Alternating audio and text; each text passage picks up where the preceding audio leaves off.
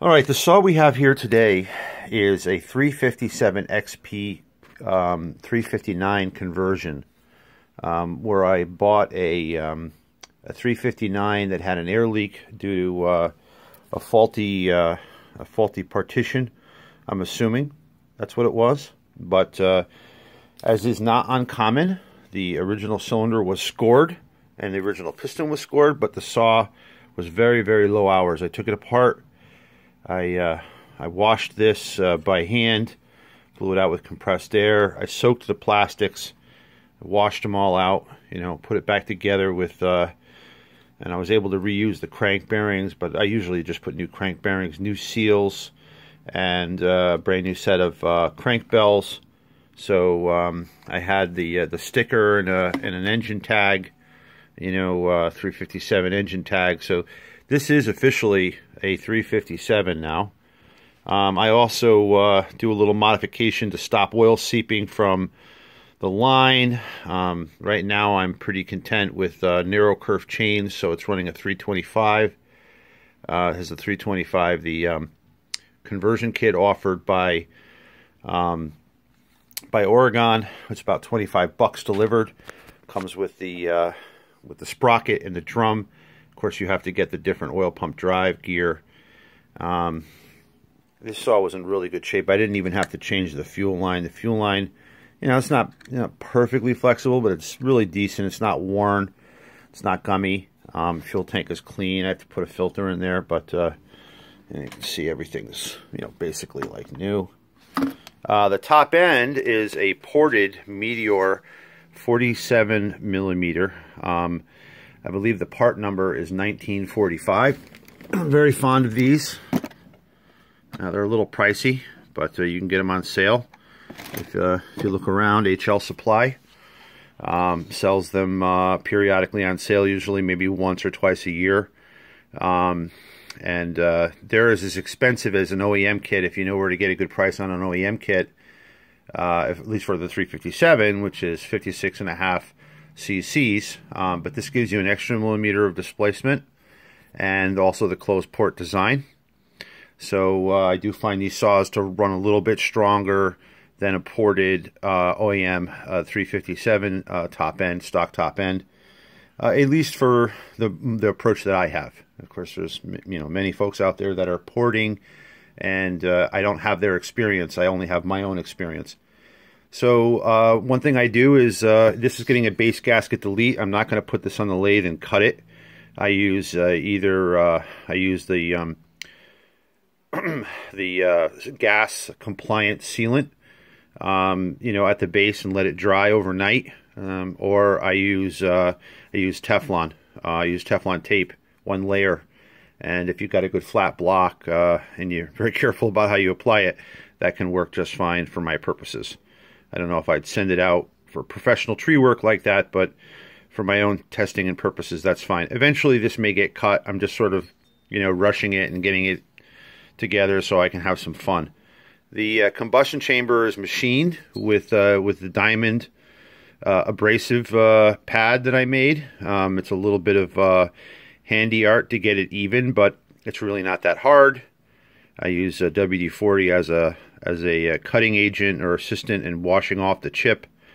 But this way, often these combustion chambers come up. They get closer to the crank as they get towards the center from I'm assuming a buildup of plating, and you've got to get rid of that if you want to drop the cylinder and maximize your compression. This cylinder has a little bit much of an undercut there, the ring of death so-called, but it's not too bad. Over in some other places here, we have at the base, I've tried not to funnel here. I'm just opening it up, trying to maintain minimal cross-sectional area, and I've done that on both sides. It's not Mona Lisa, but it's functional. On some of these, I've dropped this down, and I've gotten a little crazy with the piston porting. This one I'm trying to build for torque, so I've left the intake completely stock. Now this intake timing or position is probably pretty close to a stock 357. It's less aggressive than say a 359, which they move the port down, and I assume they do this because they don't have crank stuffers. So they've you know, they're compensating for the lower crankcase compression ratio. That's my assumption. Over here on the exhaust side, I have I've raised it up just about enough to compensate for the base gasket delete. It's 950 thousandths from the combustion chamber roof to the apex here of the port. I've widened it a little bit, primarily just by coming in here and trying to chamfer these sides. It's not a mirror chrome finish, but it's pretty smooth. Certainly a lot smoother than as cast. You know, the camera will sort of exaggerate it, but in person it looks pretty good. Good enough for test purposes. If I fall in love with this combination, I'll probably go back in and do some detail work. But we got good symmetry. I don't touch the floor here, although sometimes they don't do a really even job, but you know, the ring's moving really slow at that point. It's approaching bottom dead center. And of course, I just clean up the casting and try and square it up. And to some degree, that's what I've done here with the transfers. The transfers here are squared up. And again, it's not fine art, but they didn't have a real heavy chamfer around the port, so I was able to get it pretty square. A nice little sharp edges to stop any reversion. And, you know, that's more than good enough for the job. So these are 1 inch, 120 thousandths. So about some distance here. A little bit of blowdown, about a third of an exhaust port worth of blowdown, which is what I shoot for. No degree wheel on this. I've done a pile of these.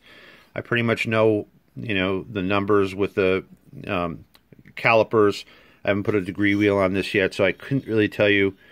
I can tell you the distances. I can tell you by eye what I'm trying to do, and that's about it.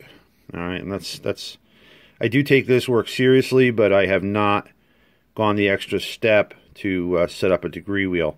And you can see the basic idea. I've just tried to square up here in the back, and they do sort of a casual job of porting the shape of the exits, and I just try and clean that up a little bit. It can be a bit challenging when you have the chrome or the nickel sills very resistant to wear, even from the cutting tools. But I try not to bugger things up deep in the port either, where it has to make a turn, and try and maintain a nice smooth flow. So over here on the engine, this is a hand-ported piston, and this piston weighs 80 grams. It has a steel wrist pin from a steel MS 362, I believe it is. It's going to run you about $22-23 for that wrist pin from a steel dealer. But it is lighter. It's a few grams lighter than a stock piston, and this one doesn't require any trimming for the 359 Meteor piston or the 359 stock piston. And you'll see a little piece of metal hanging out there. And there, but so that wrist pin does lighten it up, and with cutting this metal out here, and I didn't really do much. Sometimes I cut a lot out of here at the bottom, under the wrist pin, but I decided to leave that extra meat, try and make this saw resilient and have good durability. It did pull maybe 30 thousandths off the bottom here just to try and assist flow around the crank bells at BDC. And that's what these are all about. You can see I shave a little off here, and these Meteor pistons are very resistant to machining. It's a dry, resistant aluminum that doesn't really seem what I try and do, but it does take probably about 45 minutes to an hour to do that. But I got that out, and the idea is that you know, there's a gap that's formed here in this radius, and I'm figuring, you know, I can't quantify this 100%, but I'm figuring as the piston comes down, you're going to get some discharge around the base of the piston, around the crank bells, getting into these transfers, and you're going to get some that's coming up around from the quasi piston porting filling here, and hopefully we don't see a large pressure drop. I mean, the idea is that we can keep velocity up and let the cylinder, or let the pressure in the crankcase continue to evacuate into the cylinder over the longest number of crank degrees possible. I imagine at some point you'll get some reversion if the crankcase pressure drops below a certain point. It might start pulling gases back out, but I don't think that that's happening, because when I pull these engines down, I'm not seeing burnt oil or carbon building up in these ports. So I would think that if exhaust gases were getting drawn into those ports in any considerable quantity, we'd see fouling in the ports, and I'm not seeing that. Yep, it's a theory. I don't know for sure. But I do try and turn these into nozzles rather than, and you know, because in this axial dimension from top to bottom, the port timing is very, very close. There's not a lot of spacing between when the exhaust port opens and when the transfers open. I do try and keep the transfers a little bit lower and let them fill over a longer period. And the saws run very strong. They're not peaky. They have good mid-range even when they're built for high RPM. So that doesn't really seem to be an issue. So I'm not running transfers high. I'm keeping transfers low relative to the exhaust port, and hoping that say 1,000 inches of flow per second here turns into 1,400 or 1,300 inches of flow per second there. So there's a gain in velocity. That's my theory. So that's pretty much it. I'll probably try and come along with a video of this saw running. I have two other saws that are variations of this concept, except I do have a ported 56.5 cc 357, which has a base gasket delete and ported exhaust, ported entry points, higher compression. It's a nice saw. It's got fat mid-range, of course, has a ported muffler. And also I have what I call the 357 Hyper, which is a much more aggressively ported cylinder that looks a lot more like this, where you have actual funneling at the base of the jug, and they're cut down, and their angles are, the transfers are more aggressive, the exhaust port is more aggressive. This is a cylinder that spit an exhaust ring out, so this saw ran extremely strong, and I use it as a reference for developing, little more detuned versions. But this was a very good running top end. I don't know for sure that one needs to remove as much material as I did from this. This one I just kept taking apart and making changes, and I just seemed to keep going forward, so I went with it. But this is sort of the full circle answer, all right? So I'm coming all the way back. I've run these stock. I've run these with just a little higher compression.